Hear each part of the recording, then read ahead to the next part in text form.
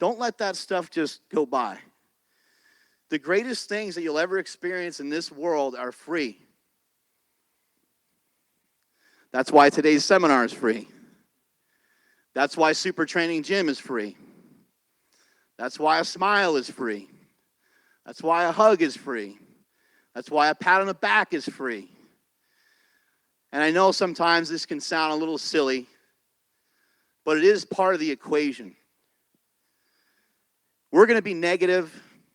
We're going to chew each other up here and there, spit each other out. We're going to be mean. We're going to be lewd. We're going to be rude. That's kind of part of it. We got some real nasty locker room talk that happens here at SuperTraining Gym, and we beat the ever-living shit out of each other with words, with violence, and with lifting in here pretty much every day. Doesn't matter who you are. Doesn't matter your race. Doesn't matter your background. No one gives a flying fuck, excuse the language, about what car you drive or how much money you got in the bank when you're loading up a bar for a deadlift. Can you lift it or not? That's what we're looking to see. Can you pick the weight up or not? Are you getting better? Or are you just doing the same old thing? Even if you're the strongest guy in the group, if you stay the same, that's the worst thing that you can do. The pain of trying to make a change is very difficult. And that's why it's important that we need other people in our lives to help us to be able to make these strong, powerful changes. There's a saying that says, if you walk with the lame, you will develop a limp. If you walk with the lame, you will develop a limp. And that's why I choose to do my 10-minute walks with guys like this over here. Ed Coan, Stan the Rhino Efferding. My wife's over there too, Andy Bell. Can I get a hey now? And my BFF, my big fat friend, Jesse Burdick. These guys are some real killers, but not just in the gym. They are like that in their lives. They have values, they have habits, they have strengths that I truly admire. One of the strongest people I ever met is Jesse Burdick. It's not always about the actual numbers that you hit. Jesse has hit some huge deadlifts. He's hit some huge squats. I've always killed him in the bench. He's hit some huge numbers on the platform, but I admire him as a friend. He's always there for me anytime I ever need him. Whether it's just a quick lifting question, or whether it's him reinforcing the fact that I need to work on my mobility, or whether it's him reinforcing the fact I need to stop being so fat, or whether it's him telling me I need to sleep more, or I need to relax, or whatever it is, he's there for all of that all the time. And Stan Efferding is not there for any of it, because Stan is a self-centered son of a bitch to the core. And I don't know why I even invited him here, because the second he grabs a hold of the microphone, all you guys are going to be asking is about the vertical diet, and I'm going to sneak off and run with my tail between my legs. Me and Burdick will just go somewhere and maybe eat some pizza. Yeah, we're going to have some freaking pancakes, eat some carbs. But all these guys have been there for the entire journey. How we met, how we came to be. I'm going to have Stan Efferding come up here and explain a little bit more on how we all met. But when I started Power Magazine and I needed help, I didn't have any money. I had nothing. I had absolutely nothing going on. I was driving a shit van that I punched the steering wheel of one time because I was so frustrated.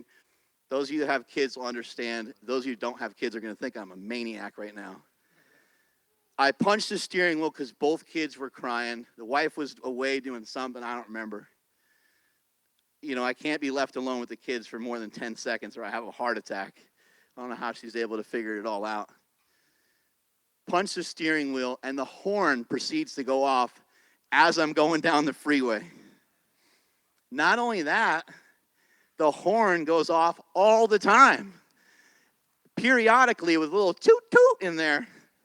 I'd go through Dutch Brothers or Starbucks to get some coffee, and the thing would be making these weird little beeping, squeaking noises, and I'd always look behind me and be like, oh my God, that asshole behind me keeps beeping at me. Most embarrassing thing ever. But when I decided to start a magazine, Power Magazine, which is still around today, the only strength magazine in the freaking world, when I decided to start a magazine, I went to Stan. Stan was already doing well in business. I was not. Super freaking fat at the time. Stan influenced me in that way as well. He influenced me as an entrepreneur. And he said, hey, you know what? That magazine that you're starting, I think it's a cool idea. So I reached out to Ed Coan. Didn't know Ed Coan on a personal level at that time. Reached out to Ed Coan. He thought I was a dick, but he wanted to be on the cover of a magazine. So he wrote me back. We had a great interview. Stuck him on the cover. Efferding fronted some of the money for the magazine, as well as getting his friend Flex Wheeler and their company to come in and advertise in the magazine. Stan paid for Ed Coan to fly to the event, paid for his hotel, took care of everything. I think even helped us with the booth because he was already in with some of the bodybuilding crowd, and he knew some people that helped run the show. And so right there, right off the bat, I had a friend that was willing to help. It happened with the Slingshot. It also happened with starting SuperTraining Gym. It happened at every turn.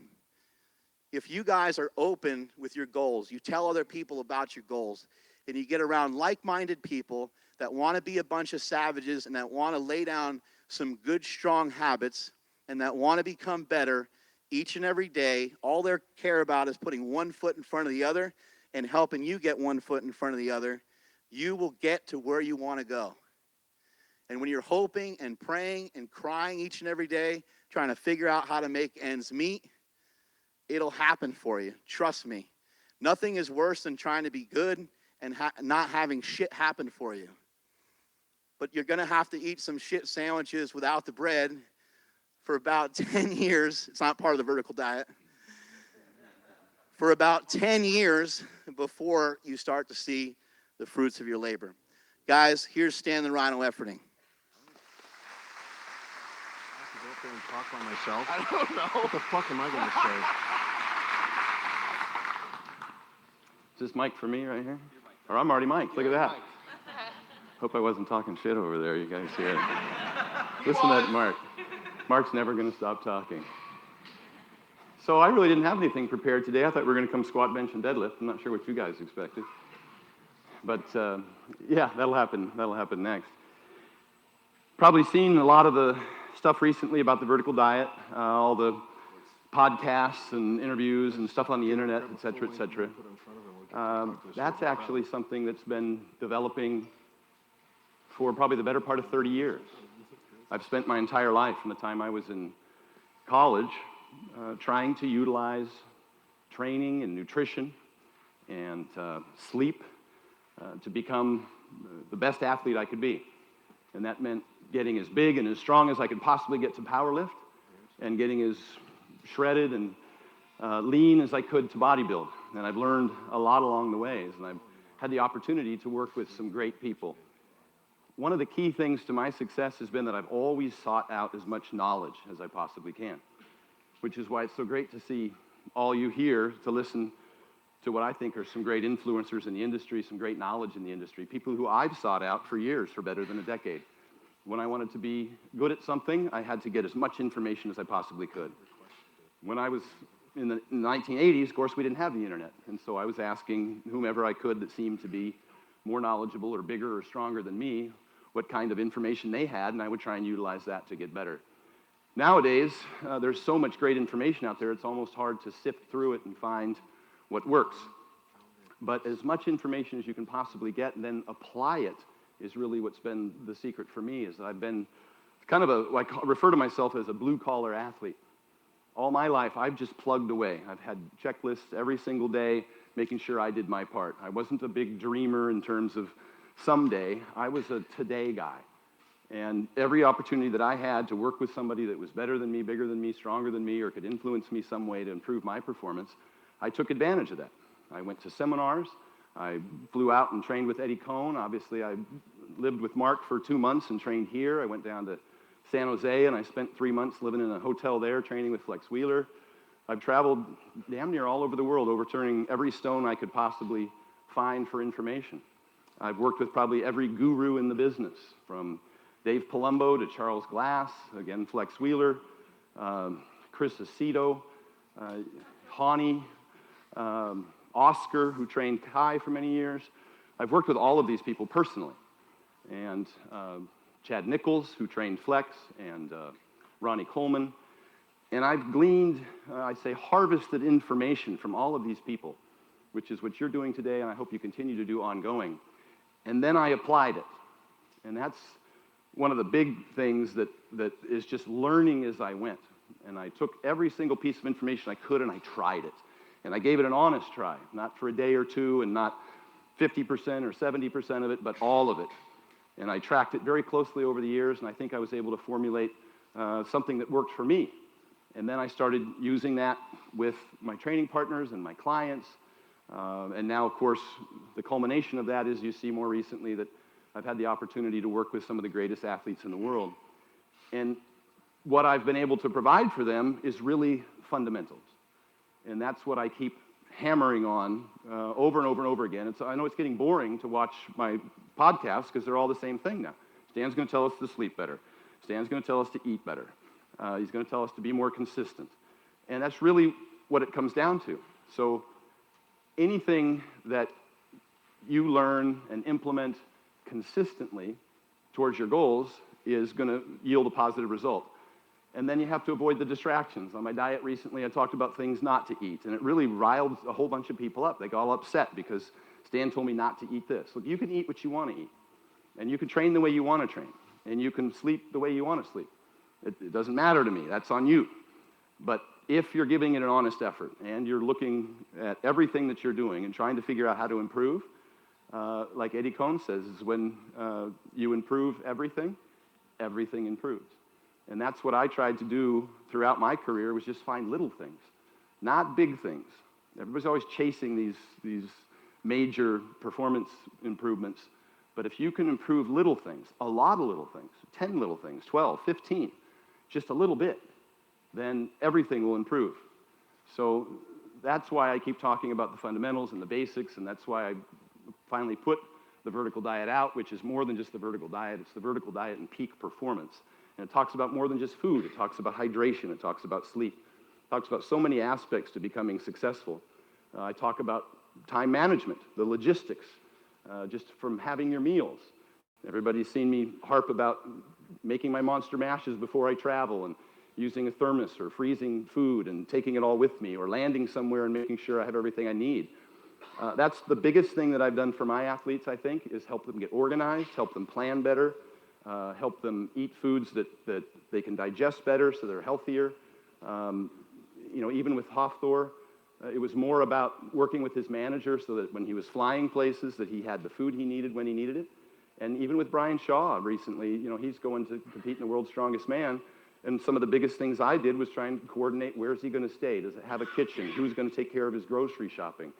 So behind the scenes, while squat, bench, and deadlift is neat to do, it's not going to be as much fun if you haven't taken care of business, if you haven't meal prepped, if you haven't gotten yourself ready and gotten enough hours of sleep at night. So when I keep hammering on these fundamentals, and it sounds so boring, everybody should have a plan in place. They should have a checklist. They should be trying to get more sleep. They should be trying to eat better. They should be trying to meal prep and coordinate that better.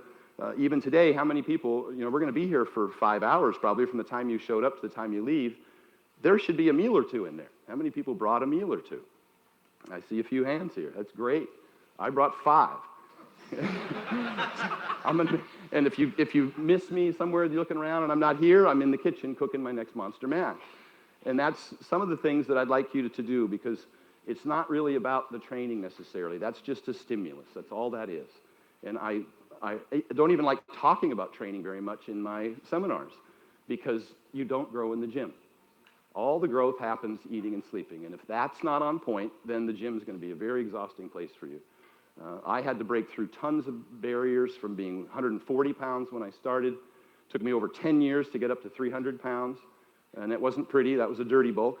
And then to learn those lessons, and then all these many years later, now 32 years later since I started competing, I still use the same techniques that I've used my whole career to be organized. I don't even compete, and I still have a checklist every single day of things, these little things that I have to do.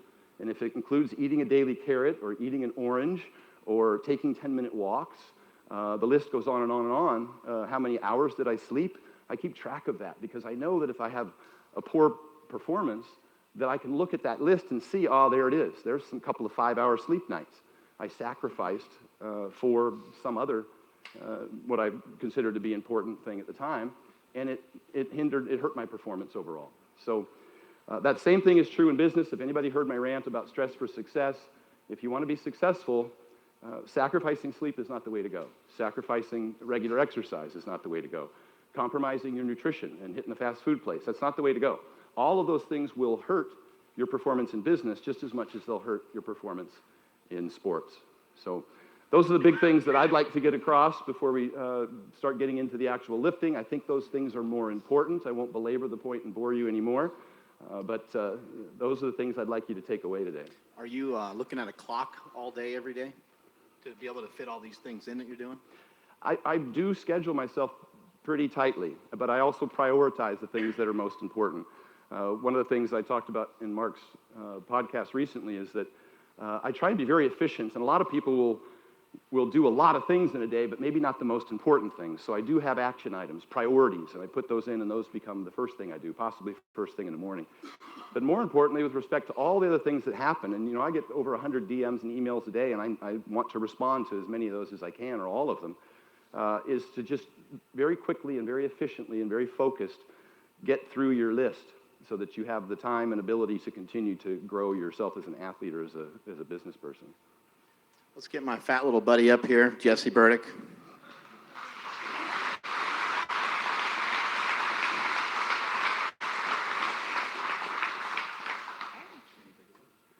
I specifically asked not to follow Stan, so that's why I'm following Stan today. Thanks, Mark. I appreciate that. Just like Stan, I didn't have anything prepared to kind of start with. We more plan to do some kind of squatting and deadlifting. But if we're talking just kind of life and just kind of advice and just how important it is to have good people around you, one of the biggest things that I've learned kind of going through things in not only my lifting career, but just in life in general, is to properly manage your expectations on what's happening around you and what you kind of can accomplish and move forward. Everyone should have big goals, and you should set those big goals, but those shouldn't be your only goals. And you should realize that there's small steps that are always going to lead up to those goals. Don't concentrate on one big thing. Concentrate on a lot of small things. Because once you start to accomplish those small things, you're going to kind of turn around and really see the distance that you've moved. True progress is measured backwards. You look backwards and you look where you came from to where you are now. That's a big, big thing to remember. People really focus on one thing and they get stuck where they are and they get just bogged down about, I'm not where I want to be. But you got to look behind you and see where you've come from to where you are now. And it's kind of a kick in the dick to kind of really take a look at your life and kind of have to take a step back. For me, when I got custody of my 2 girls, being a single dad, business owner, and I found out very quickly that I wasn't going to be able to accomplish a lot of the things, specifically in lifting, that I wanted to do.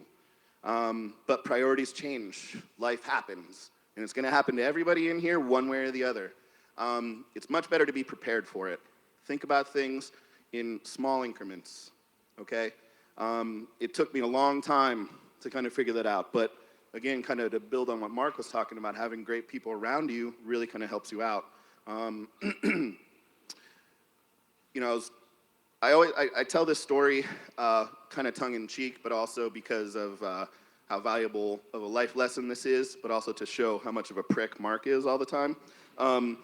When I was kind of going through a whole lot of stuff, one of the biggest things, kind of one of the changes that I had to make was how I was looking at my situation. And I was sad, and I was mad, and I wasn't sleeping, and I was pissed off, and I wasn't able to do what I wanted to do. And I was kind of complaining to Mark, and Mark was being a good friend and listening to me and letting me kind of vent to him. And then he told me a story about when he was at the playground with his kids at the time. And there's a guy with a special needs kid in a wheelchair. And the dad picked up the kid and took him on every single thing on that playground. Took him down the slide, took him across the monkey bars, did everything possible to make that kid's experience at that playground better. He told me all about it. And he talked to the guy and he said, hey man, this is amazing. How do you do this? He said, what other choice do I have? This is just everything that I'm going to do. This is my son. I want to make sure that he has the best experience possible in every situation possible. Undertone there was stop fucking complaining about your life. You have it really good. You have a job. You have a roof over your head. You got 2 girls that are great. You got a business that is growing. Are things where you want it to be? No. But can they get better? Yeah. Are they really that bad? No. So surrounding yourself with good people is really, really important. Surrounding yourself with really, really asshole honest people is even more important. You gotta have somebody in your life to kick the fucking real deal to you and tell you your life ain't that bad. Things are gonna get better. You just gotta work at it. And if you don't have that person in your life, you need it. And I would challenge you to go find that person. And even sometimes, if it needs to be one of us, because I feel responsible because I was given a great friend who helped me out. When I get questions online and when people come up to me and start talking about stuff, even if I don't know you, I'm gonna try and be as real as possible with you guys. And so will Mark, and so will Stan, and so will Ed. It's not because we're assholes or because we're just trying to be blunt or trying to show off. It's because maybe you don't have that person in your life yet. Don't stop looking for them, but take advice as something to move forward with. And even if it is an inch at a time, it's still progress moving forward. So I encourage you guys to ask questions, reach out to people. I'm in the position that I'm in right now, in front of you guys, strictly because I had the audacity to ask questions. I had the audacity to call Louis Simmons, Dave Tate, Jim Wendler, Mark Bell, Ed Coan, Stan Efferding. And now these people are some of my best friends. I talk to them every week, oftentimes 3, 4, 5 times a day. About absolutely nothing. It's amazing. Our phone calls are, some people are like, oh man, to be a fly on the wall. Like, if to be a fly on the wall would be great because I don't even know what we talked about. We usually call each other twice. We call each other and we talk for about 45 minutes, and we call each other back 5 minutes later to go ahead and say, hey, all I wanted to tell you was I'll be there on Sunday. What time do you want me to be there? Oh, here. And then that's it. But those are great friends. And if you don't have those people, search around for them. If you look around at the group that you have who are surrounding you and they're holding you back, it's time to cut dead weight. You can't feel bad about that. It's time for you to move on, one step at a time. And if that means it's time to go ahead and get rid of that guy who's just partying, being drunk, and really not doing much for you, so be it. You'll actually do him a favor by moving on. Because eventually someone's gonna have to kick him the real deal and tell him to fucking grow up. And if that has to be you, that's your choice, that's your path in life, and you have to be that good friend and that person too. So ask questions, make sure that you kind of get anything and everything that you can, not only out of life, but out of today as well. That's what we're here for. This is what we love to do. So let us help you as much as possible. And here's Mark.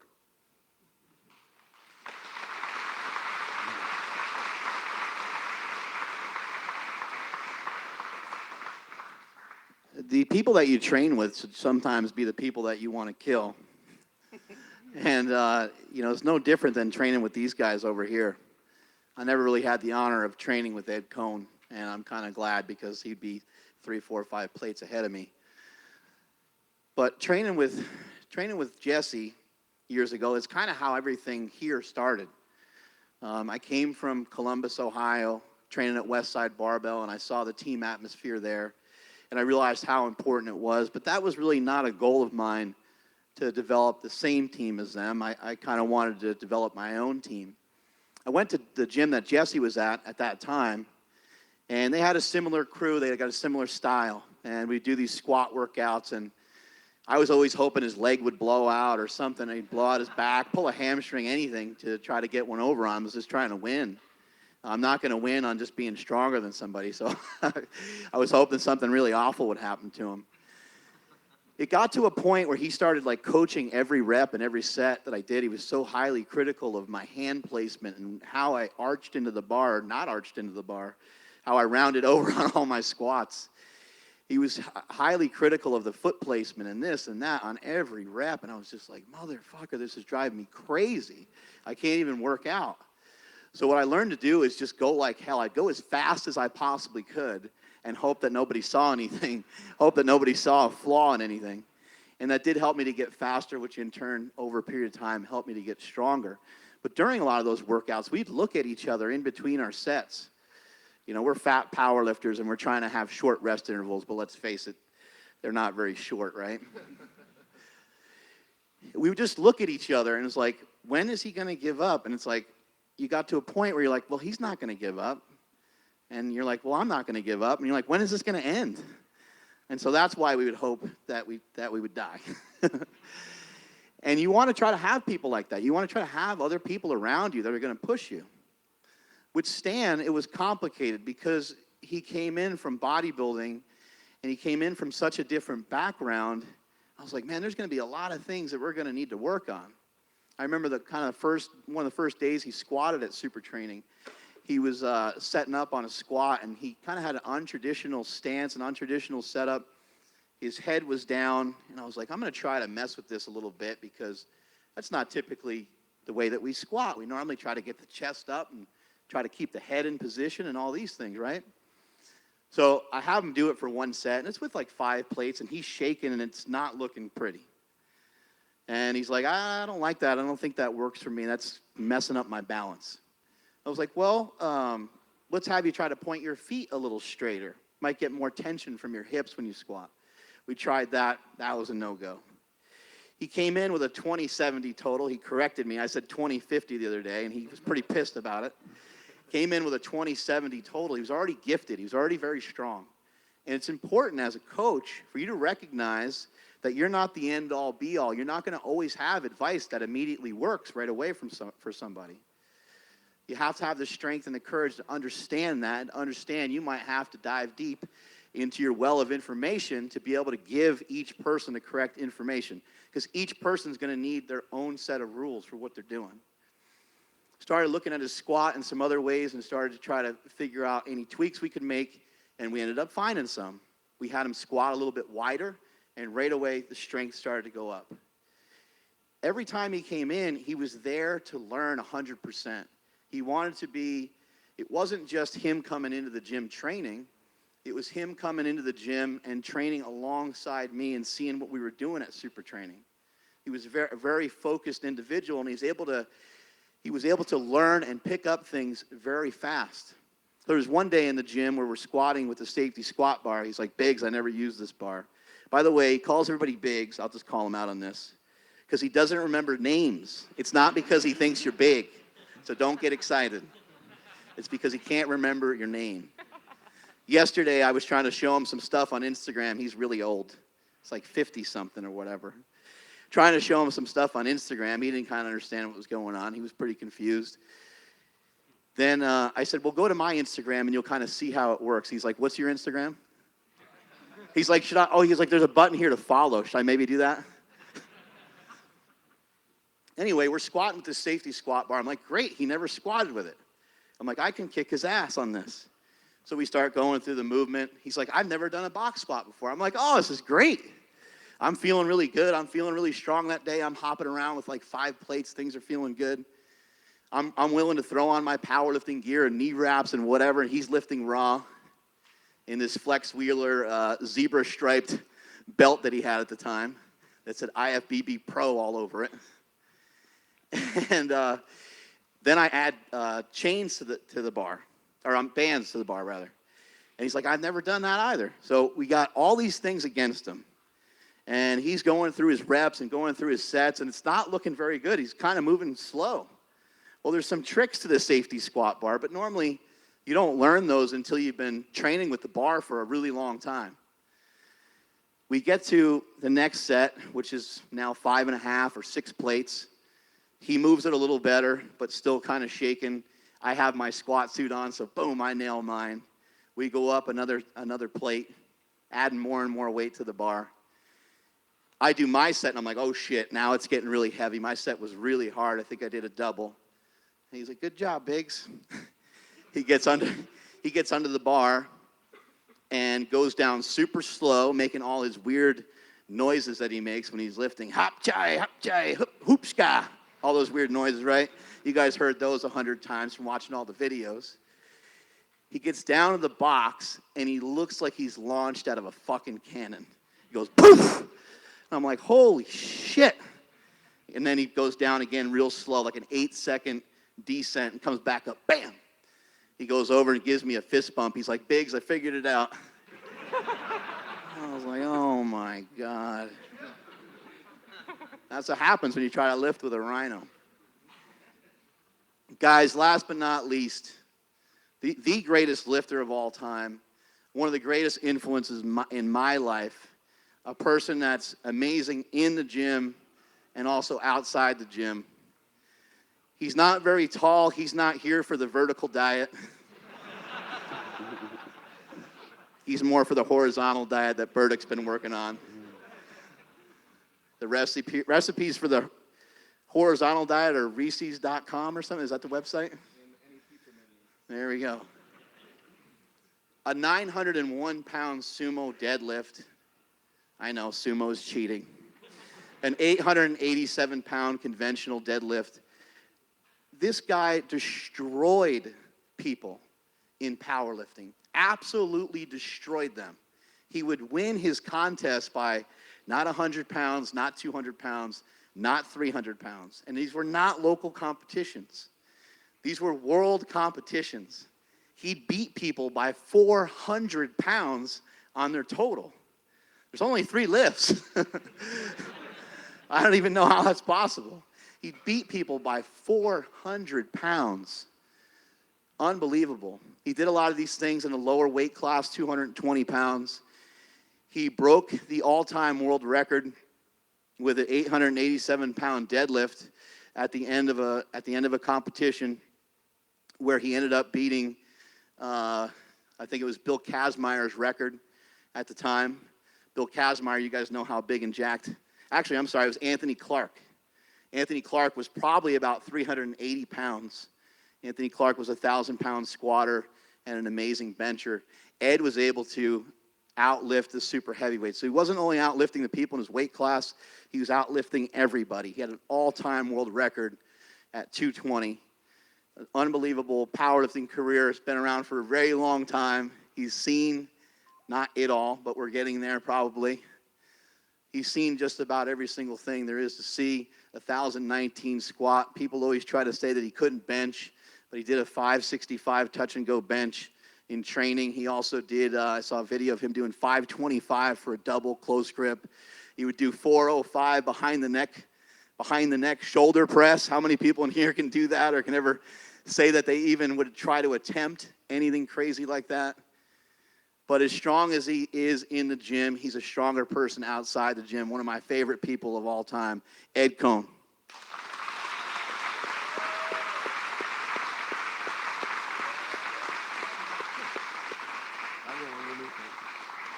Thank you. I think you have your mic up already. Oh, yeah, okay. Yeah, as I wear my Mark Bell dress today.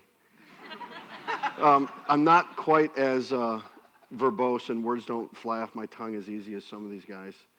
But as far as my background, I'll start with that, is I was a really little kid. I mean, like really little. And as a kid, I had no hand-eye coordination. I had to go to the Illinois Institute of Technology with special glasses and horse blinders on and try to learn how to bounce a ball in a straight line. So I was a little bit of a special ed kid, Mark. And we were on that short bus together, bud. Pretty much. And I think that's what drove me. I was really introspective or selfish, let's say, or I had no confidence. So everything I did was a lot of it was by myself, and I got teased a lot. Not until I actually got into high school did I start opening up a little bit, and at 4'11", 98 pounds, the only course I had was to wrestle because I was too small to play football or anything else. And when I wrestled, it was me and another guy. I didn't have to rely on teamwork or talking to anyone. I just wrestled. And then I was like, you know what? I saw Arnold Schwarzenegger in Pumping Iron on TV like every other meathead in the world. So I tried to be like Arnold. So I'm pumping up. And then I met Arnold in person, and I was like, shit, I can't be Arnold. So I tried to be Franco Columbu because he was the short, strong guy. And I actually went in a couple bodybuilding contests, believe it or not, where I have to actually pour gobs and gobs of the tanning stuff on because I'm, a little pale, jacked and pale. And then I saw Bill Kazmaier on TV lift at on the old ABC Wild World of Sports. They used to have powerlifting on. And I watched Kaz on TV, and at 6'3", 330, with very little body fat, especially for those days, I was like, well, wait a second. You could be that strong, that big, not have to diet or wear those little skimpy shorts on stage. I got my sport. And it just started from there. I read Powerlifting USA and Muscle and Fitness, and I just experimented and beat the crap out of myself until I got to where I want. I squatted twice a week, maxed out twice a week, until I got to 500 pounds. So that explains my style where I round over and I use my back. I had no legs. All I developed was back strength. And then as I read the magazines, I watched what the other guys did and paid attention and tried it and figured it out. You can watch and look at every video or read every article you can, not until you actually try it and figure it out for yourself what that right position is that feels the most comfortable and natural for you. Will you be able to do it? It'll always feel fucked up if you try to be somebody else. You get that? Everyone is different. You could take us four guys and even some of the short guys that are my height, take MRIs of our hips and shoulders, and you'll see there's slightly different angles of everybody.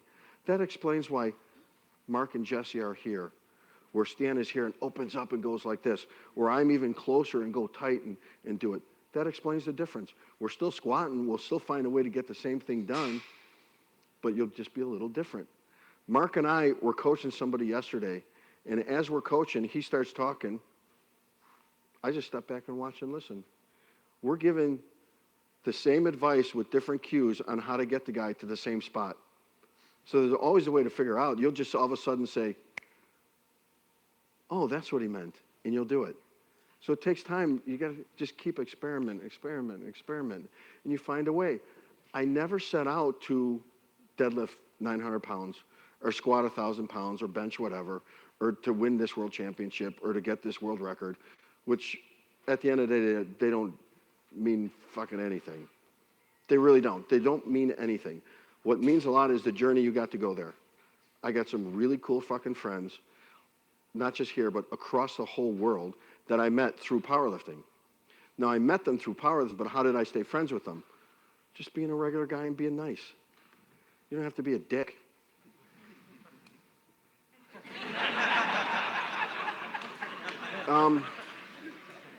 So you get my drift.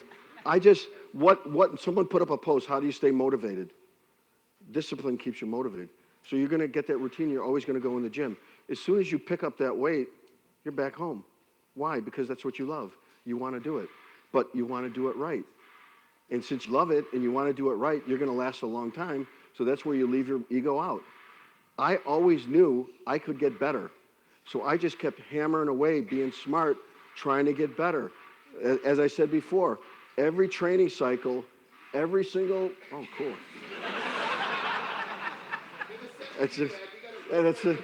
It sounds like me doing a squat right now. So every exercise I ever did had a purpose. It got me from here to here, step by step by step. Do that 4 times a year, 4 different long training cycles. Let's say they're 10 or 12 weeks long. And you get a little bit better on every single exercise year after year. Where are you at the end? Pretty damn good, aren't you? So it adds up really fast. 5 years in powerlifting is nothing. It goes by like that. But if you get all these different body parts strong, which is one of the things Stan did from all his bodybuilding days, is he did so much assistance exercise. When he got the powerlifting, he had all the I's dotted and all the T's crossed already.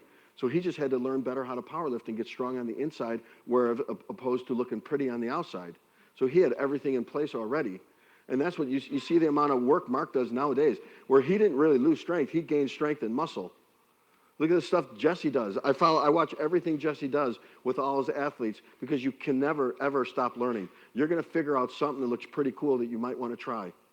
And that's how you get better. So as long as you can get better, there's a way and there's a will. Understand? When I was young, I never watched my diet. I'd wake up and have Frosted Flakes. What I did do is I tried to make sure I got enough protein and nutrients, and then as long as I was in my weight class, I ate whatever I want. But I was young, I could get away with it. Can't get away with it after a certain time. When they say, well, what would you have changed? Mobility and diet. Look at all the stuff on the market today that's fantastic. If you guys watched his storyline, I tried his bone broth stuff yesterday. Holy crap, was that good. Really good. I tried Mr. Bruce over there, the Quest cookies yesterday. I don't have a big appetite. 15 grams of protein in a fucking cookie. How can you not eat a cookie or two a day? It's a cookie. So you see what I mean?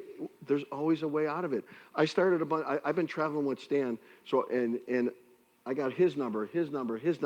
So I can get in contact and message these guys on questions I have for some of the best stuff in the world that you can't buy.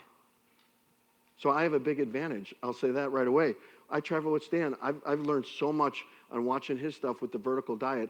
I do about 80% of it minus a couple handfuls of Fritos now and then. And it makes a difference.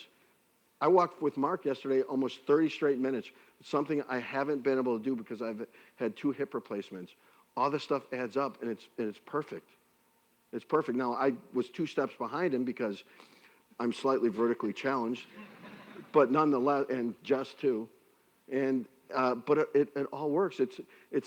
I used to be afraid to do extra exercise and stuff because I thought it would take away my powerlifting. It doesn't. It adds to it, because when you're healthy, you can do anything you want. And that's why we're all here. We're here. What he says is to make the world a better place for lifting. It's not about your numbers all the time. It's moving, feeling good, being healthy. If Mark stayed on the same path today, weighing 330 pounds of bloated, disgusting, ugly fat, there's a good chance that he might not make it to 50 years old. So what does that say about his love for his family? That would have been shit, right? So he changed it, and look what it got him. Because he cared. That's what everyone's here for. We're here to make ourselves better in every way possible. And that's about all I have to say. I'll leave everything up to Mark.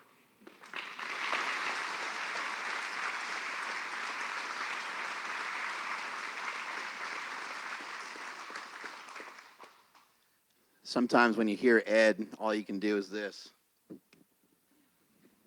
Because it's so simple that it's complicated in some way. You're just like, yeah, why don't I? So, for example, when it comes to bench pressing, what does he do? He's hop on some sort of special machine. Does he use bands and chains and rig things up in a fancy way? Does he try some new weird exercise? Maybe do some of that stuff at some point, but what built him, I've seen his workouts so many times on video that I can rattle off, almost every workout, but they were almost always the same. What changed about him was the reps, the sets, and the fact that he was always trying to get better. Sometimes the way to get better is to do more weight, but that's not the only way to get better. I think that's our focus, because we see somebody like Larry Wheels pull 900 pounds, or Dan Green, or some of these athletes that are phenomenal athletes, and we get inspired and excited about it, and we're like, that's what we got to do. We got to lift more weight. We got to turn up the music louder. We got to get more fired up. We need more pre-workout. But those aren't really the things that you need. The things that you need is to understand there's many, many different ways of getting better. You can add reps, you could add sets, And I'm not sure if this was true everywhere, but I'm pretty sure it's true. You will not go to jail, or you will not go to hell if you do the sets and reps with proper form. How many times have you thought to yourself, I think I should add weight? And what do? You add weight, and the next lift is kind of shitty, right?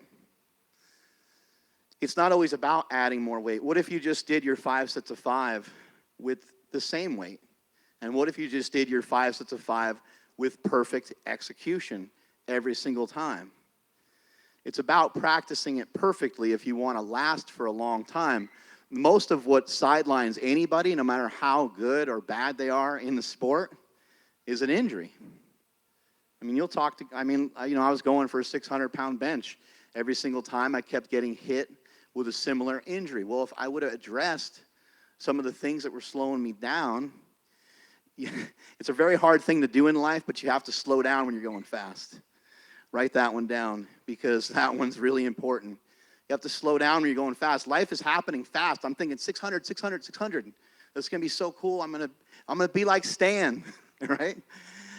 And you're doing all these things to work for it and to work towards it, but you're forgetting the simple fact that if I just stretch, if I paid more attention to my nutrition, if I paid more attention to my sleep, if I worked on my mobility, the 600-pound bench would have happened. Everything else was in place for it. I was strong enough for it. I didn't have the mobility for it. Ended up tearing my pec several times over. So sometimes it can be so simple that you don't even really hear the advice, because with Ed, when it came to bench pressing, to solve his bench press and to increase his bench press, he utilized close grip bench.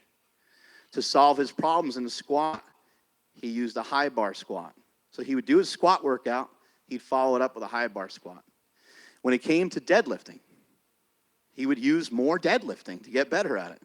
Came to bench, he'd use more bench. When he came to the squat, he'd use more squats. Nothing complicated about it at all. But the other thing that he did is he filled in all the other details. And that's what Stan was able to do. And that's why Stan was able to have a career long enough at an older age to where he was able to get to where he wanted to get to. Maybe there's a couple goals that were left on the table, but he broke a bunch of world records and set the powerlifting world on fire, and basically invented raw powerlifting, in my opinion.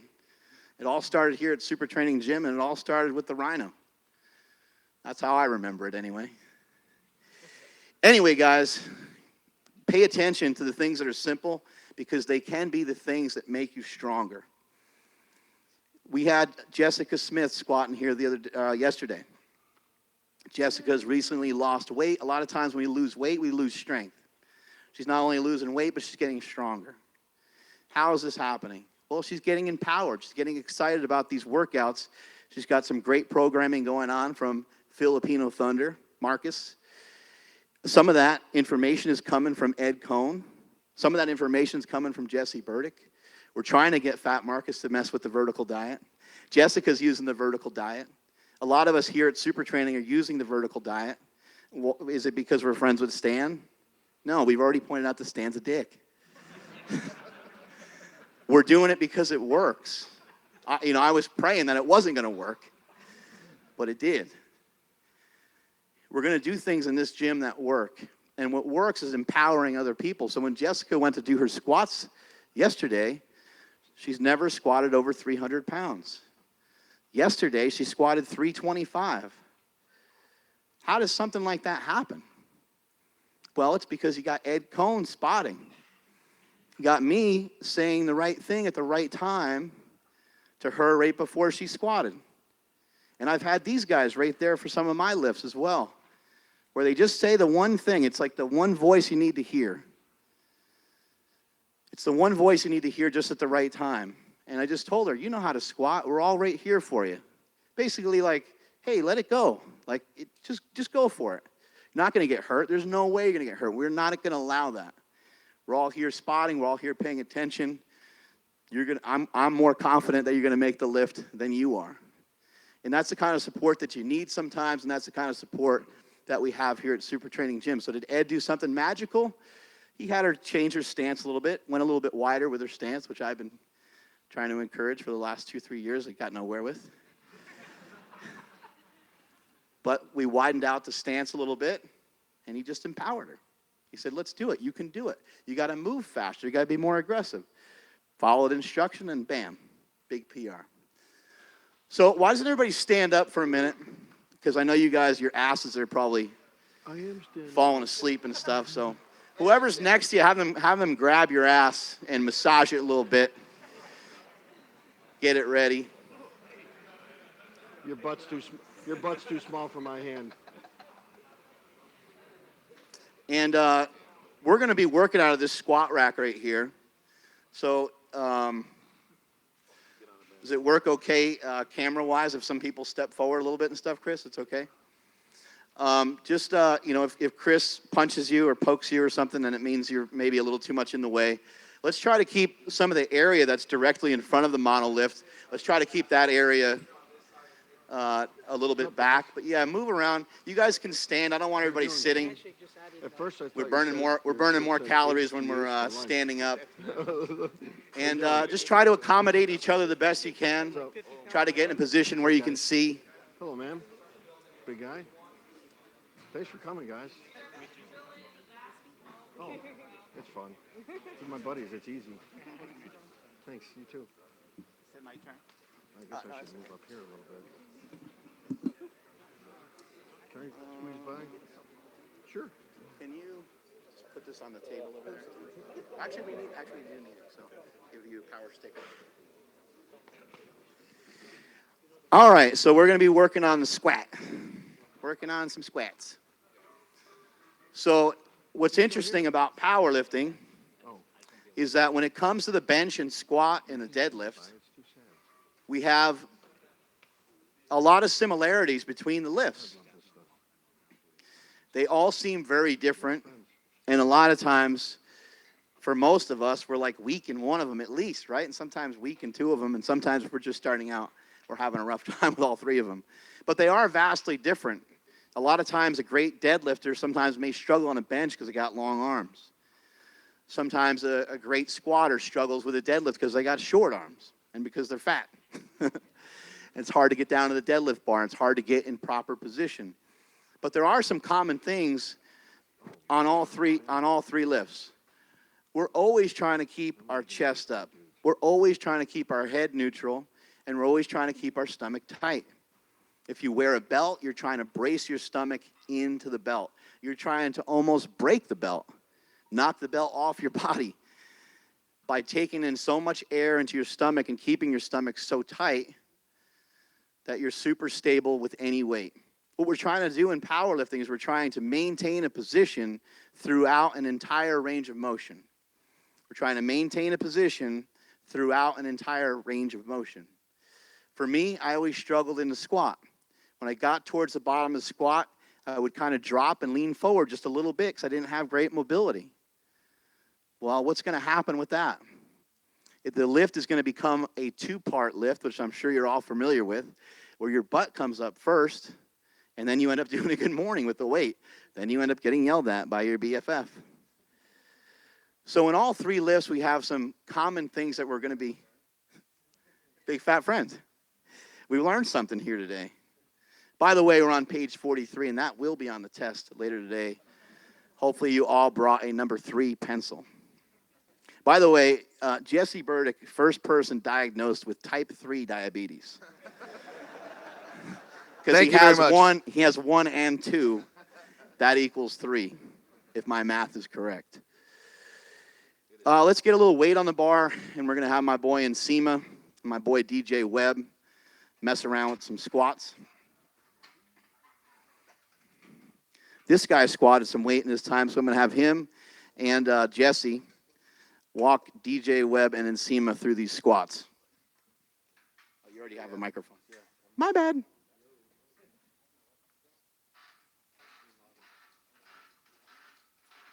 So I think something that's lost a lot of times, you can just get your setup going. In squatting, especially with someone who's a high-level squatter or anyone who's a competitive squatter, is I always like to pay attention to how they set up. It was told to me a long time ago that the hardest part of a squat is the setup. So it's about making sure you have a routine headed up to the bar, make sure you put your feet in the same spot, get your hands in the right spot, get the bar on your back in the right spot, take your air. Everyone has their own way of doing things. The way that Mark does it, the way that Eddie does it, the way that Stan does it, the way that Nsima does it, it's going to be different. That doesn't mean that it can't help you, but pay attention to what he's doing. And everything that he's trying to do is putting himself in the most advantageous position to lift the most amount of weight. So him and DJ are going to look a little bit different for reasons because they're taller and shorter and other reasons too. I don't want to get sued or anything. So let's just pay attention to what he's doing. Everyone got that? It's all good. Is this thing on? Are we live? Okay, good. But it's important. Both these guys are competitors. They have their own way of doing things. But pay attention. They take a lot of time and they get things perfect. You know, doing repetition squats and doing your workouts is about trying to do something over and over again the same way. If you're going to go up there and just kind of lift the bar up and just go ahead and hope for the best, you're in the wrong fucking sport. If you want to squat a lot of weight, if you want to move a lot of weight, you kind of got to do it repetitively in the same way so you can get better. So this is something that he's honed over a long time. So let's pay attention to what he does, and we'll kind of talk him through it and kind of go from there. So go. I have nothing to add to that. You have nothing to add? Not at all. It was amazing to watch Eddie do it. Eddie always talked about just you can go ahead, Nsima. He would make sure that every muscle from his hand all the way to his feet was exactly perfect. So he's going to kind of go with the false grip, which is just kind of what he likes to do. He's going to stand up. He's going to walk out. Pay attention to his feet. His feet aren't too wide or anything along those lines. They're turned out a little bit, kind of in relation to his hips, kind of right underneath it. Turning out your toes a little bit actually will activate your hips and allow you to open up and for hip rotation. A lot of people want to kind of have their feet forward, but you'll find out that if you kind of start to turn them, you're going to not only get depth a little bit better, but you're also going to be able to kind of activate your hips and your hamstrings a little bit better as well. So people on the side can kind of see his back is nice and flat. He's not overarched to a position where his lower lumbar is going to kind of put his hips in a weird position as he descends. We call this position flat-ish. Okay, not everyone can get a flat back. Some people have, kind of an overarched situation going. Just do your best, but all he's trying to do is maintain a good position here for this. And if we're doing it right, he should start sweating because this is kind of hard to maintain this position and look jacked. He's actually flexing his biceps too. Yeah, let's see if he's tight enough. See, that's as you can see from here to here, you want to take every muscle and squeeze it into your spine. Even your lower lats, which is kind of hard to do, but you'll be able to. If someone touches you here, you'll be able to feel it. So then where we put the bar, which is his base, is locked in place. So even if he gets out of position, he doesn't lose it. And this can be arched here. This can be arched here. We don't want any arch, any flexion in the lower back, because once you do that and get here, this happens and all the weight goes to your lower back. That's how you get injured. That's how you do a couple squats and see.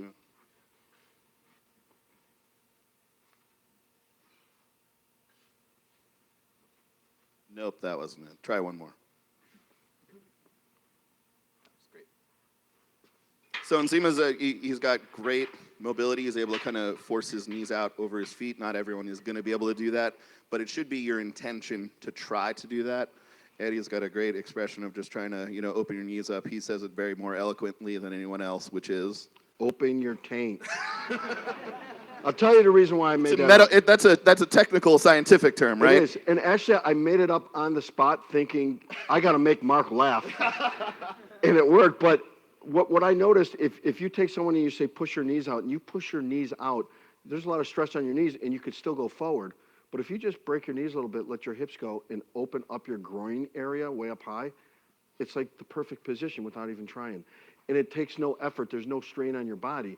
So every lift you go in, and as I said earlier, it has to feel natural and good for you, or else your brain and your body aren't going to work together, going to fight each other, and that's when you get hurt. Stan, why did you squat with your feet pointed out quite a bit when you squatted? Am I still mic'd up? Hello? Hello? Anyone? Oh, yeah, Anyone? Yeah, you're good. Bueller? You guys hear me okay? Yep. Well, for me, it was because I'm duck-footed. You watch me walk, and my foot is out. That's like Eddie said, wherever your hip placement is where it is, genetically speaking. And if I tried to keep my feet forward, I couldn't get depth in this position. I would end up with my chest almost all the way to the ground.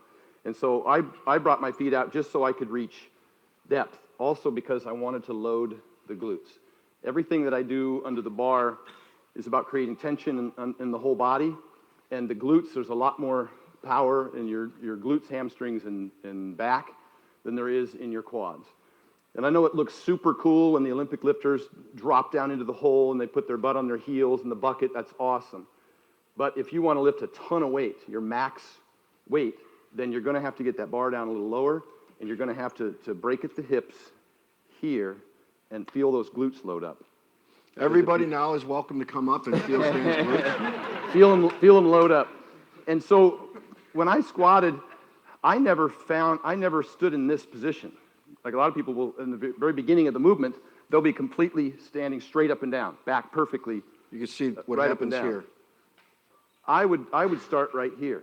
This was my loaded position right here. So I got kind of knocked because I didn't really straighten my knees all the way out. Because if I was loaded like this, now I have tension. And there's no point at which I have to break. And then that spring kind of starts to unfold, whether it's at the knees or whether it's at the hips or whether it's at the lower back. I wanted that whole spring to be tight. So all the way down, hence resist to get that stretch reflex. And so when I set up for a squat, I would be here. You can see right when he starts to break This is my start position. that he's loading this and not that. How about this side? Perfect. So sexy. So the way I cue that is if I have a plate, well, I do two things. Everybody can do this with their partner. Mark, come here. When I go down into a squat, I don't relax. I don't release. I pull myself down using my Kegel muscle right here. That way I never break or break. There's never a point at which that my spring isn't tight. And the way that I can cue this Kegel muscle is sometimes I'll have somebody grab a band or a cable or just take the person next to you and have them put their hand right under your arm like this and resist you. And then Mark's just going to reach down like he's going to grab something off the floor, but I'm going to resist him, and he'll have to activate the Kegel to pull down into the ground. So he's pulling down. So when I squat, I didn't relax. I was actually pulling myself down into the ground. I do the same thing with deadlift to create tension for myself. With the squat, at least there's already tension, and you can just resist.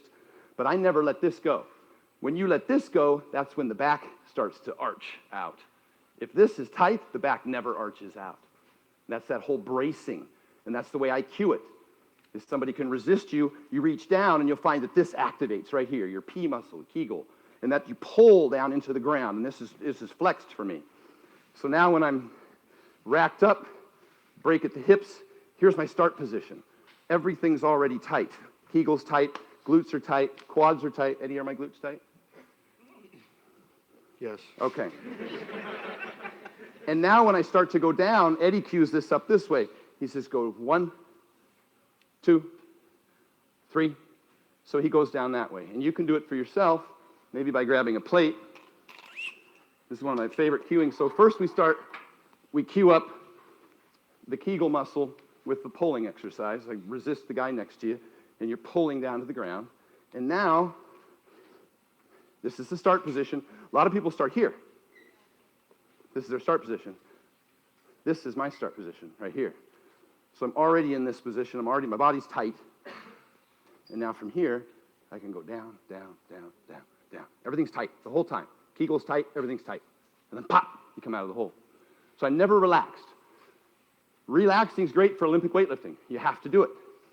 But in powerlifting, you want to resist. Unless you're Chad Smith and you've got this huge belly, huge thighs, huge butt, Dan Green, and you can sit on your own body like a Bosu ball, then you can relax and just come off yourself. I never had that. It was just all air beneath me. I couldn't rely on pressing my own body against my own body. And so I had to resist the whole time. Down, down, down. When you get to the hole, I'm already tight. I'm not relaxed. Pop. Just a little pop at the base. And so I cue it like this. Back. And I'd make them bounce right here a little bit. Your Kegel and your stomach should be pressed into your thighs. Right here. Feel how tight that is. And pop, come out of the hole. So those are ways to cue up that position. He's just using the plate just to have a counterbalance. So Yep. you could use a 25 or whatever weight you want, but the point is just to have some sort of counterbalance for some extra resistance. Let's get you under there, Webb. Ed, can you walk him through kind of how you would wedge yourself into the bar? Mm-hmm. A really key component to any of these lifts is to stay connected to the bar, and that's what Stan was just demonstrating. We have to stay connected to the bar, and we have to figure out a way to make the lift look like one concise lift and not 2 or 3 parts broken up. See, right now from here, I want to get a connection from my feet to my shoulders.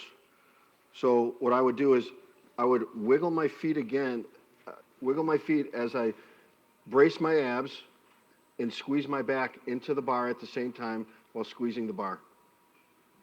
See it, how everything locks in place? Now it's just like, boom. That's how I was able to walk stuff out real easy, in the old days. I didn't get haphazardly just under the bar. As Jesse explained, everything was set. I walked up to 135 the same way I walked up to over 1,000 pounds. It was all set. That's one thing you never have to worry about if you get it down. Say that one more time, Ed. You walked up to 135 and you approached the bar the same way that you did 1,000 pounds? Exactly. Did everybody hear that? We did? Okay, cool. So then you're never going to have a problem with that. So right away, everything's set. The walkout should actually be pretty damn easy based on how tight you are with your body. So then it's just pop your chest straight up and pick your head up. So it's almost like effortless. And then for me, because I always walked it out back in the old days, it was 3 little steps. 1, 2, 3. And you're set. Now, I was never one to take a big breath, because if you look at his body, if he takes a really big breath, see how the bar raises? That means his back just loosened up. So I would just take a little breath out of my nose and stay locked. That way, this and this never relax. You can see even guys that deadlift that do reps. For me, stop, go. I wasn't one to stop and then try to get in place again. It's too hard to get in the exact place you're supposed to get into because you start getting fatigued. So you want to reiterate that same perfect thing over and over and over. Then there's never a mistake. So then when you squat, bend your knees, open up your hips, and then pop your chest up. I was hoping those pants were going to blow out. So it's like this, exactly like this, DJ. Slightly bend your knees. But when you bend your knees, don't bend your knees forward like this. Just a slight bend where you start opening up.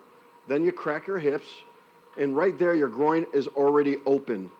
Actually, right now I can feel the fan all the way up in my tank. Mm-hmm. And then you could just drop straight down, real natural. Yeah.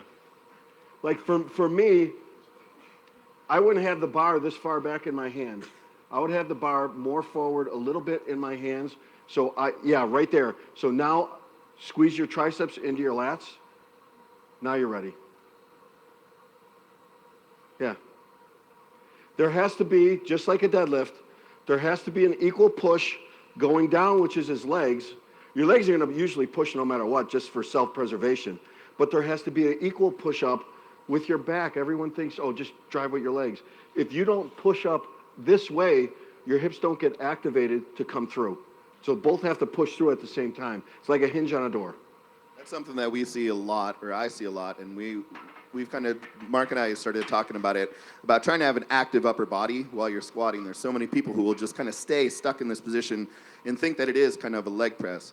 And if you're not shoving your chest or your traps into that bar as you're coming up from the bottom of a squat, you're missing over half of the musculature in your body. So it's something really, really important to kind of drive your chest up into that bar. Here's what happens with his grip. If he lets the bar go too far back in his hands, usually you're like this. You want this squeeze here. If the bar goes too far back in his hands, his elbows go forward and his back flattens out, it doesn't stay tight. DJ Webb has been here at SuperTraining Gym for a couple of years now, and he also serves this country for our United States Air Force. So let's give him a round of applause.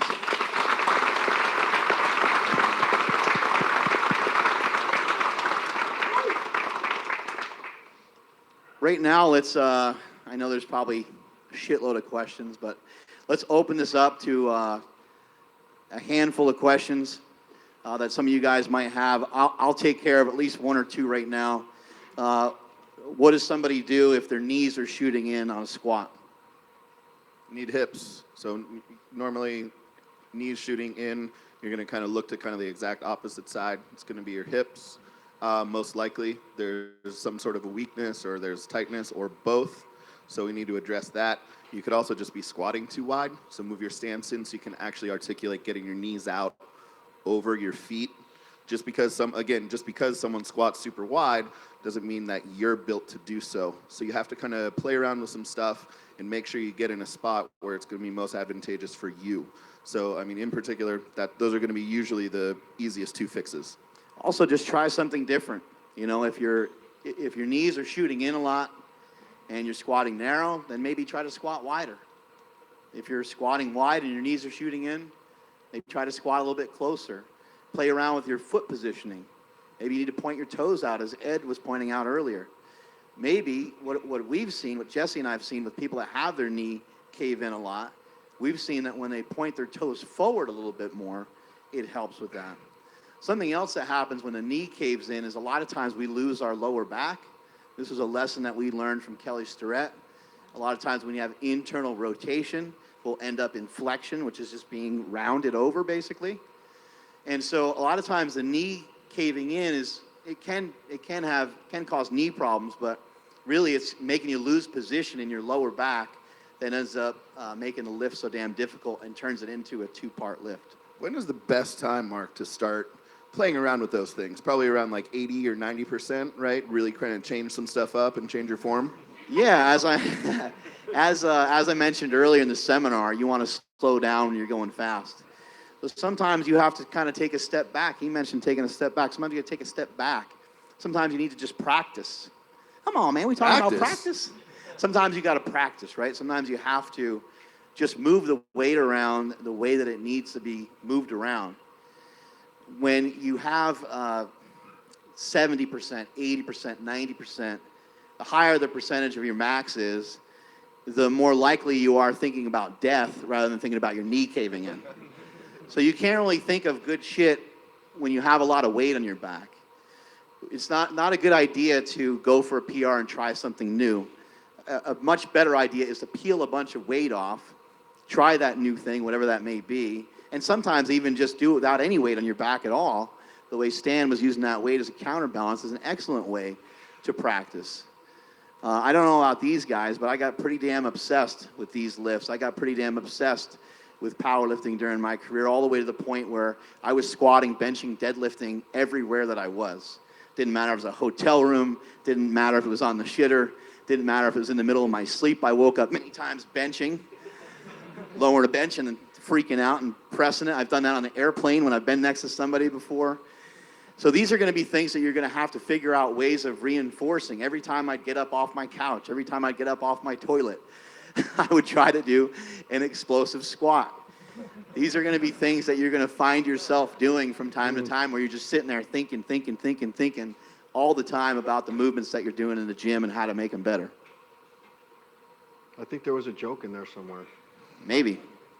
So another question would be, how do I prevent my butt from shooting up in the squat?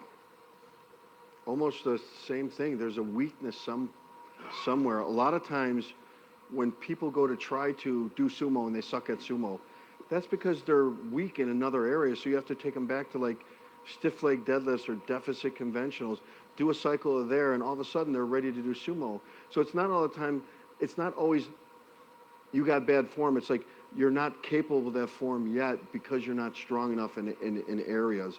For me, I was a back squatter, mainly because I've got this longer upper torso and I got legs like a Oompa Loompa. So my natural stance Your words. was bending over already. But as long as my back was tight, I was in a position where it all worked fine. so you make it work for you. But it has to look and feel good. A lot of times you can't go watch videos and say, I want to squat like this, or I want to squat like this. Start somewhere around the middle and start finding your spot. Don't go from this to this. Go from this to that. Little small changes over time, and you'll find the right spot. If you keep drastically changing, it's never going to feel right. That's weird. Can you apply that to other things in your life, like going to bed at a certain hour or waking up at a certain hour? It's all the same. It's all the same. It's all routine. Look at what you do. Look what Stan was. Look what he does. Look at the times you go to bed. Look at the times you get up. Look at the stuff you do in between. Look at the list Stan that he taught me. He makes every morning. He makes these lists, and he has to get these accomplished in the day. It's better that way. Just like with training. You just add a little bit. You don't What have is to my go. goal? How do I get there? Where's my plan? Now, is my plan doable? That's the bigger question. And it has to be, you have to be realistic and honest with yourself to get from here to there. If you want to go from here to there, you got to go from here to there first. You can't go from here all the way over to there. You have to take your time and little steps at a time to have it build and grow, whether it's business knowledge or whether it's physical knowledge. It has to grow slowly, and it's not going to be all of a sudden you know the answers to everything. It took me a long, long time. Questions? Raise your hand if you got some questions. Shoot. What do you got? My biggest question for squat is, like, recently I've noticed that at 95%, I just, like, brace really hard, but I just feel really, like, not bracing at all. Is that, like, a problem for a lot of people when they go up to, like... Well, just because you tighten up this doesn't mean the rest of your body's getting tighter. Yeah. That's your job. You see how we wiggled in and got tighter and tighter here, and then we braced. It's just the You can't just brace this and expect everything else to get tighter. You could still move around. It's your job after you brace to squeeze everything else tight. Yeah. So you're concentrating on one thing and not the whole thing as a big picture. And at 95% is the only time that and above you're going to have a breakdown of any technique. Yeah. Lightweight is easy. You could do it with bad form. But if you do lightweight with good form, it transfers over to when you get heavy. What I meant was, like, I feel like my core is just not braced. Like, I feel like I'm... Well, come on over here and let us see your brace. Jess? Yeah, let's have you hit a squat. So questions on tightness is really, really hard because it's a really weird, kind of airy word, right? So we believe in learning through violence. So get tight here. So you weren't tight there. Are you tight there now? Yeah, pretend like you're going to take a shot right here. Tight here, tight here, So tight here. Good. lift your sternum up Good. and then lock your abs in. There, good. So every time that you kind of try and do something different, you lose real tightness Yeah. here. So this is how you know if Ed likes you, if he's going to start to beat you up. The first time I met Ed, it was the coolest thing in the world, but I literally cried later on in the evening. Talk to him about kind of wiggling Yeah. side at a time. Put your left shoulder under the bar first. Yeah. Then put your right shoulder in. Then when you get under the bar, wiggle your body like this. No Do jokes, the please. hokey pokey. Take it all about. And as you do that, wiggle from there and get tight from there all the way up till you're locked in. This is the way Ed would wiggle himself into the bar, wedge himself into the bar, stay better connected to the bar. Yeah. I made my body part of the bar. Squeeze it and then get tight there. Good. Take it off. Good. Now when you got your position, try and find your feet, grab the ground, try and find where your belt's going to be. You got to Push be against the bar. What I see here is really, really loose wrists, really, really loose upper back. See how this is back there? So I would probably raise How can this you bar keep up tight? probably about a half an inch, the reposition bar it up in a his little bit. hands, and then get this tighter as well. Raise have it, you rack the bar? Rack it again.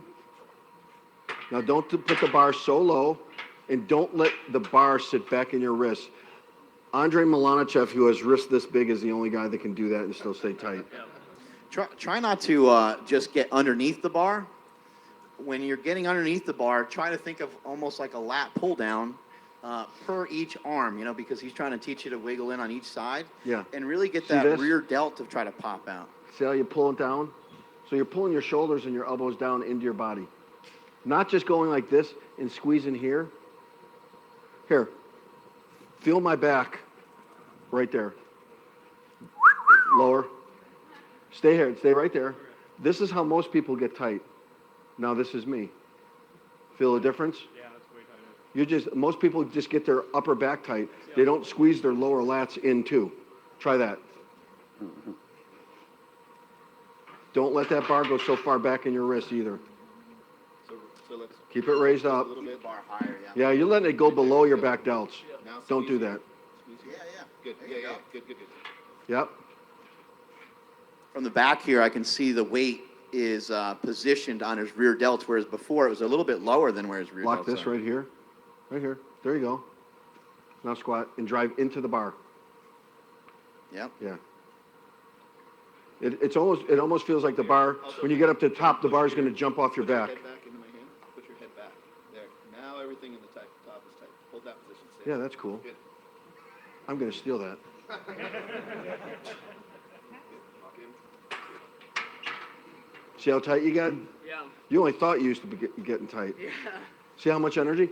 A lot of times it's harder to get in position than it is to do the weight, because once you get into the position, the proper position, everything biomechanically is set. It's supposed to be easier that way. Now imagine if you practice that on every rep of every set that you do from now on. The improvements you're going to make. Next question. Thank you. What about like in the hole, pushing your belly out against the belt as hard as you can to keep everything tight? Are you trying to engage it in or push out? Like I don't. I think a lot of times people put their belts on a little too tight. When I went to Westside Barbell, I didn't know what the fuck I was doing, according to Louis Simmons. He had me put on a belt and he had me do some training like while the belt was on, not just squats and deadlifts, but ab movements, planks, weighted sit-ups, pull down abs in particular, where the belt was kind of loose, and then he wanted me to push into the belt. I was looking at all these other lifters had these huge stomachs, and I was like, I don't look like a lot of these guys, so I don't know how to figure that out. But that's what you want to do, is you want to try it. When you're taking in air, hopefully you're not taking it just into your face. You want to try to take the air into your stomach, kind of trap that air in there, push your stomach against the belt. And I've never heard anybody talk about Kegel muscles before during squats, but I think it's a great reference because I think a lot of times we are missing these little pieces of the puzzle that can be really important to lift. So you want to not only push your stomach out, but you want to push your stomach out on the sides, especially the obliques. You want to really try to take up the room of that belt. And a lot of times a lifting belt, I think people think a lifting belt is for our back. Lifting belt is actually for your stomach. If you activate it correctly with your stomach, you're going to get more support for your back and more support for your lift. And that's a common question. That's something that we get a lot. But you want to be able to fill up that belt and continue to push through there as you're coming up in a squat. Never once do you want to lose any tension whatsoever. So kind of bringing it in, even if we can think about that, trying to bring your stomach in is going to start to almost make a crunch, and that's going to start to flex our spine, which is a position we never want to be in. When you get tight, you lift your sternum up and you lock your abs in. You're not sucking your gut in. You're actually keeping it tight. You can't if you go like this and go into the bar, it's actually going to loosen up. When you pop that sternum up, you're pushing it out this way. You're not sucking up your gut. We actually will tell people to breathe into their belt. We'll tell people to break the belt. And try then to something really at the shove bottom your of stomach into your belt. And then something at the bottom, something that I say is trying to push your belt through the floor as you're pushing your feet through the floor, so you're starting to come up. That's going to build on that tension and allow you to try and not only push your feet through the floor, but almost push that belt off of your quads as you're ascending into the squat as well. Does that make sense? And you should be driving your head into the bar. Yeah. You should be driving back up that way. Yeah, straight up, not back. Yes. If you do all these things on all your light weights, by the time you get to your heavy weights, you don't have to think about them anymore. Your body's just going to do it. That's what you want. That's what I find with speed. That's helpful. Then that's what you do. If you found something that helps you, don't fucking listen to anybody else. This guy traveled all the way from New York today, so let's give him a round of applause.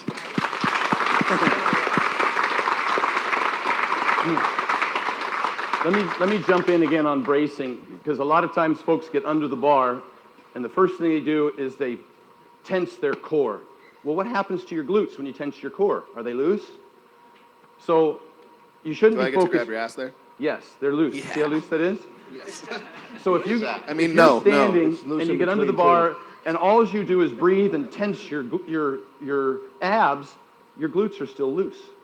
And so that's why I cue people when they get under the bar to do this first. Now brace.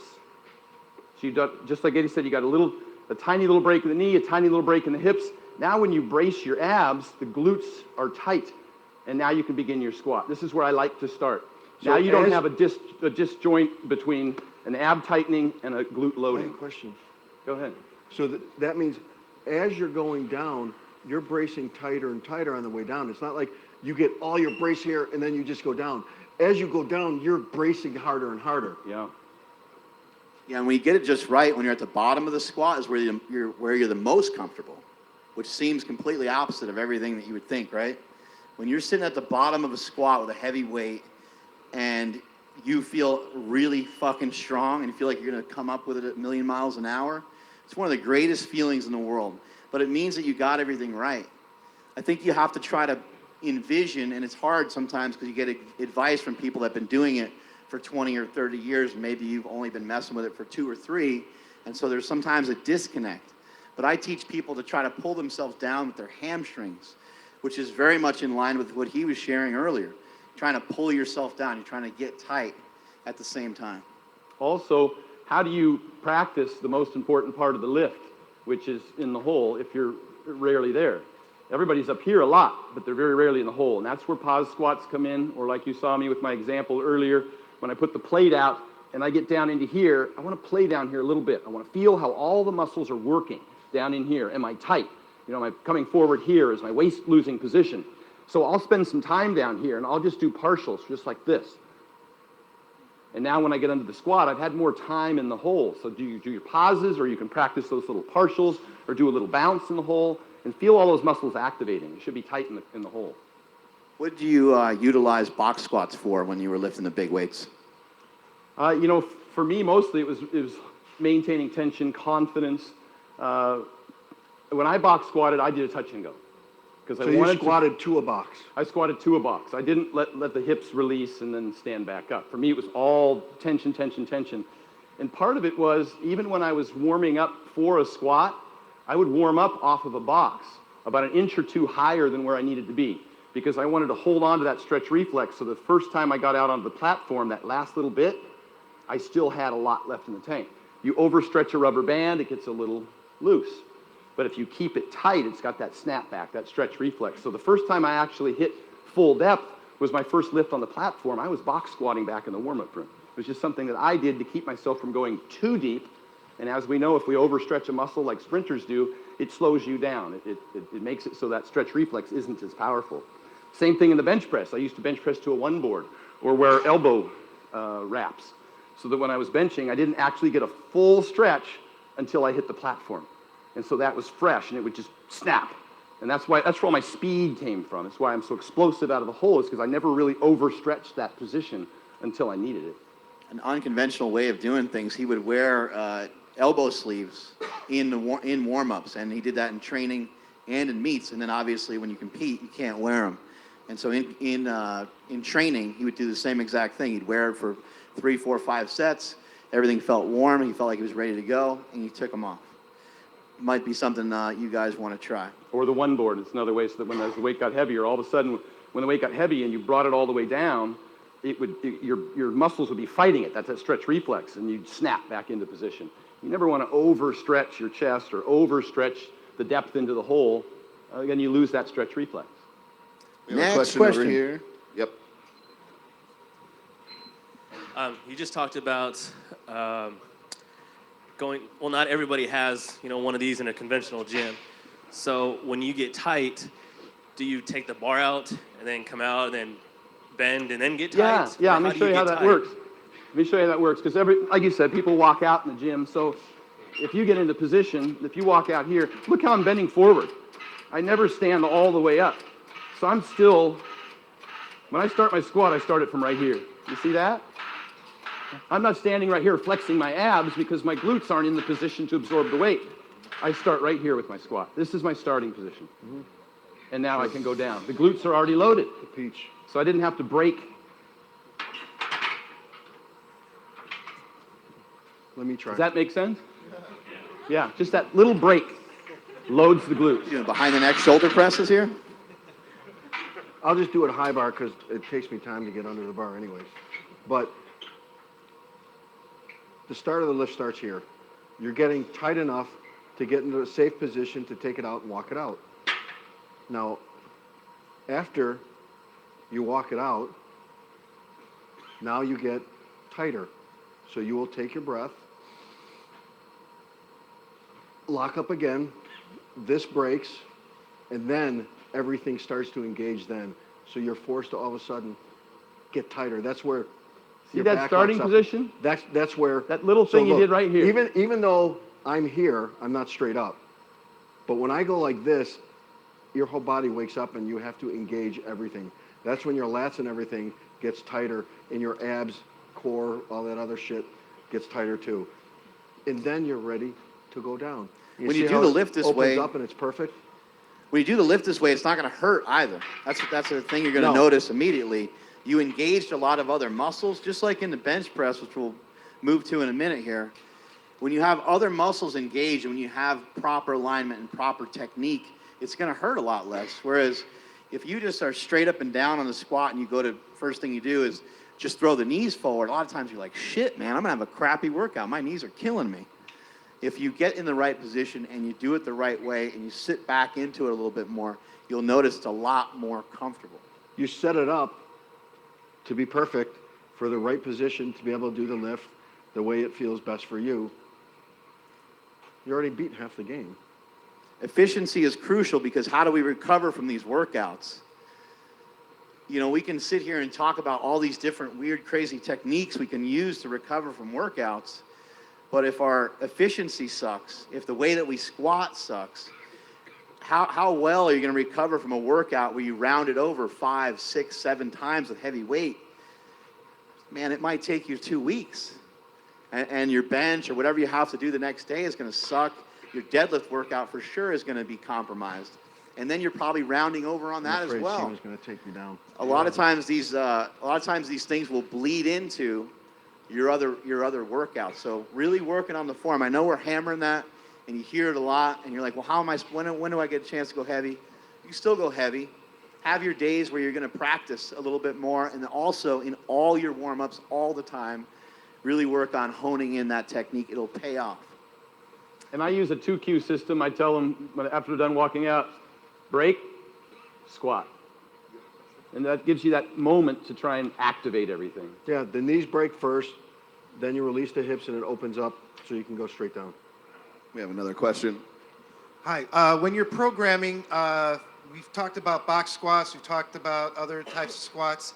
How often do you set up like doing box squats? Do you like do that once a week? Do you do that once every 2 weeks? Do you throw in yoke walks? Do you throw in other types of lifts, weighted hip raises, things along that line? I was at a time where no one even knew about box squats yet, so I'm too old. But with box squats, Jesse can explain to it a lot better than I could. Well, I think for programming in general, I mean, you got to kind of take a bigger look at things, you know, kind of bigger look at your programming, kind of to build what Mark was talking about. You got to set up your program, you know, for success, right? So if you know that, you know, back squat is just going to ruin your shoulders and ruin your elbows and it's going to screw up your bench workout, which is therefore going to screw up everything else, you got to kind of plan for that. So you got to know what works for you. We're talking about stuff that we've seen that's worked for us and we've seen that's worked for other people. You know, real teaching, real coaching is literally saying the same thing over and over and over again, differently until someone understands it.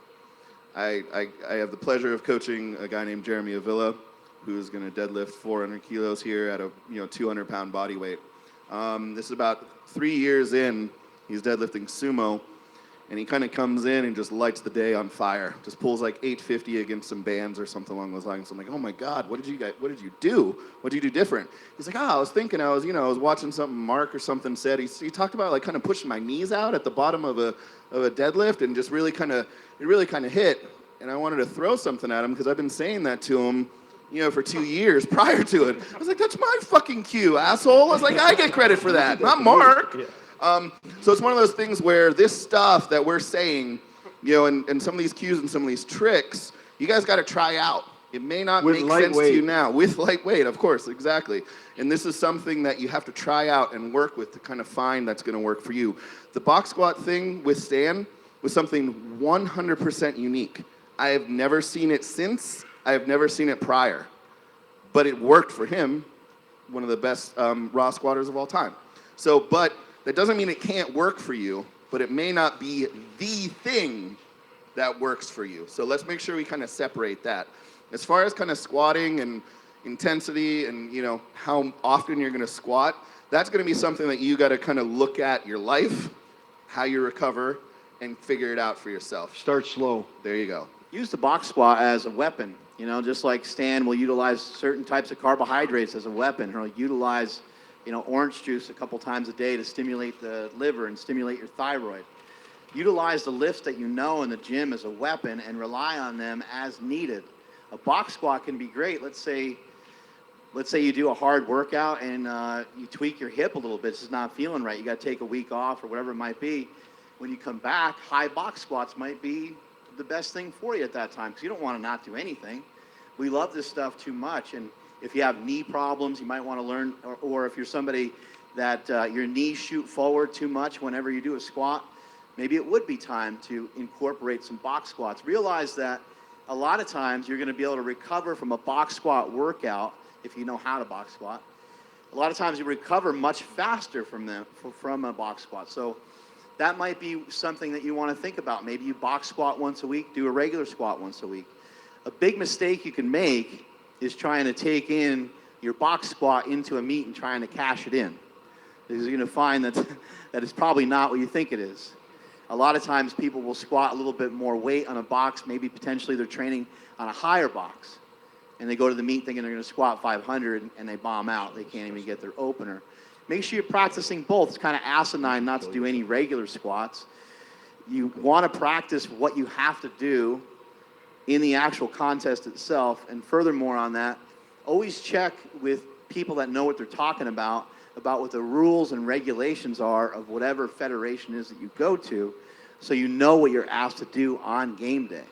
If you've been practicing your benches and your toes are up, but you go to a competition where they need your toes to be flat, then you're going to be in for a rude awakening and have a really tough day. So know what you're getting yourself into, and understand it really doesn't make sense to do things that are too different than what you're asked to do on game day, especially as the contest comes closer. You want to jump on the bench? We're going to jump on the bench press. Here we go. Right behind you. Let's get a barbell over here, and we can start out with no weight. We don't need weight on there right off the bat. Game, I could punk out. Okay, but Watch your faces. Ready, bud? Yep.